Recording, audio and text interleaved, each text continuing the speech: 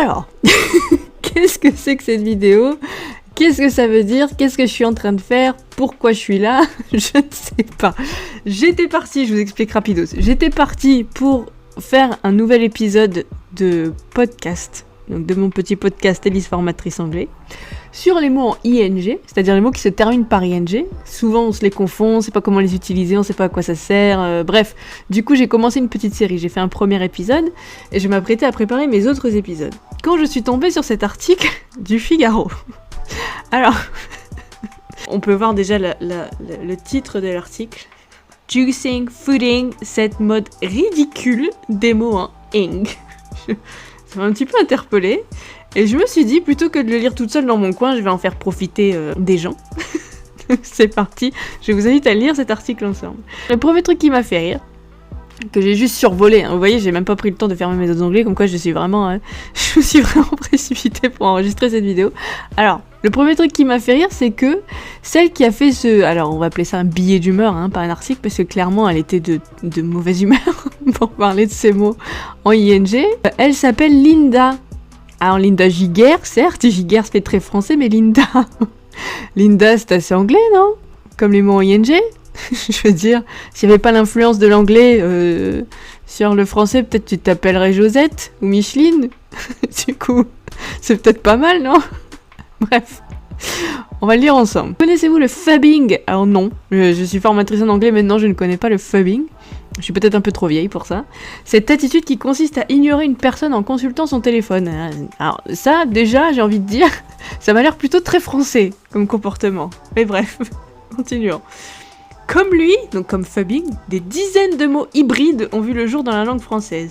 Le Figaro revient, dans sa grande grâce aux éclairages de Linda, donc Linda, sur ces termes bizarroïdes. Cette faculté à ajouter des terminaisons anglophones est une tendance qui se généralise depuis quelques années, ainsi que le rapport donc cette fameuse Linda Giguère dans L'humeur de Linda, diffusé sur TV5 Monde. Un exemple très concret, on ne va plus au bureau, mais on se rend dans un espace de coworking.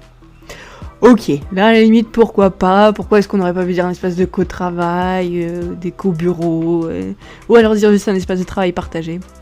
Ce que je dis d'ailleurs, puisque je vais à un coworking et quelquefois je dis je vais à l'espace partagé, ça ne choque pas. Mais effectivement Linda, je te l'accorde. On ne fait plus de remue-ménage, mais des brainstorming, à prononcer sans le S, au risque de dire brainstormings. Je comprends pas. Alors peut-être j'ai pas la ref, hein, il me manque un truc, mais je vois pas pourquoi je pourrais pas dire brainstormings. Et dire brainstorming à la place. Just, I don't know, Linda. Tell me.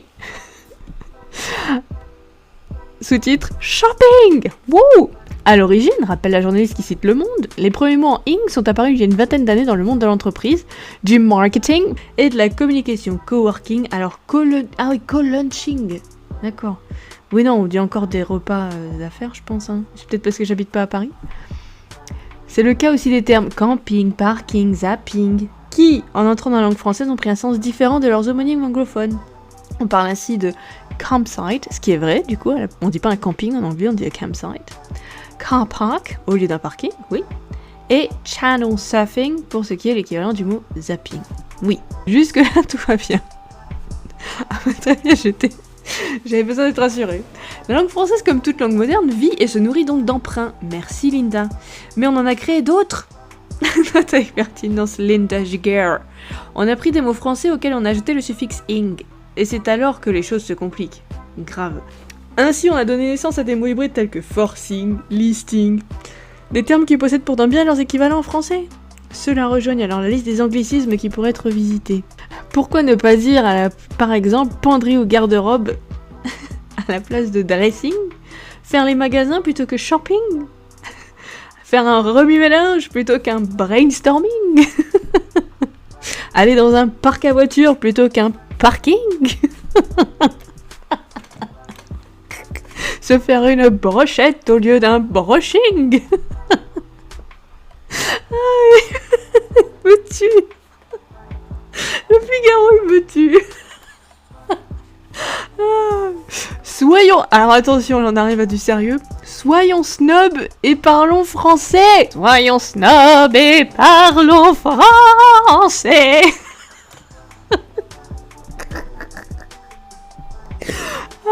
Attendez, on finit. En réalité, ce phénomène a deux explications. Explique-nous, Linda. Ah, Micheline, s'il te plaît. On a besoin de ta lumière, Micheline.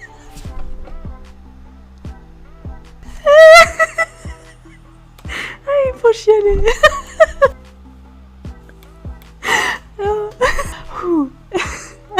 Attendez, on est sérieux 2 secondes. L'évolution de nos modes de vie et le besoin de montrer que l'on est de son temps.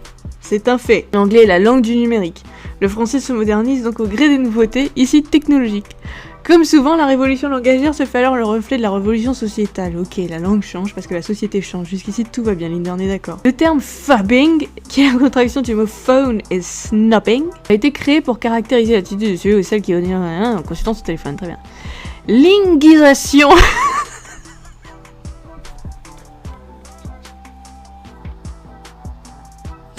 Linguisation. Linguisationnement. Linguisitude. T'aurais dû dire Linda. Linguisation. Oh. Alors, linguisitude. Non, sérieux. Soyons sérieux. C'est un sujet très sérieux. Si le Figaro s'en empare. Ah, attendez. Je disais donc. Linguisationnement. Et aussi, et soi-disant, une manière d'être hype. Pourquoi elle dit hype? Pourrait pas dire dans le coup. Linda Gougère. Micheline Gougère. Micheline Gougère l'explique très bien. Oh, vous me tuez le Figaro. Micheline Gougère l'explique très bien. Le batch cooking désigne le fait de se préparer des plats pour la semaine. Donc oui, bon, on va pas se mentir que préparer des plats pour la semaine, c'est un peu plus long que batch cooking. Just saying. En français, c'est la corvée du dimanche soir, mais avec le ing, ça devient un moment de plaisir, de détente et de partage. Idem pour les fooding, brunching et topping. Alors je sais pas ce que c'est topping. C'est quoi c'est... Alors topping en anglais, c'est le truc qu'on met sur la pizza. C'est quoi un topping? Expliquez-moi les français francophones. Je ne sais pas, je ne comprends pas. Mais allons, ce qui est à la mode est déjà dépassé. Alors, soyons snob et parlons français.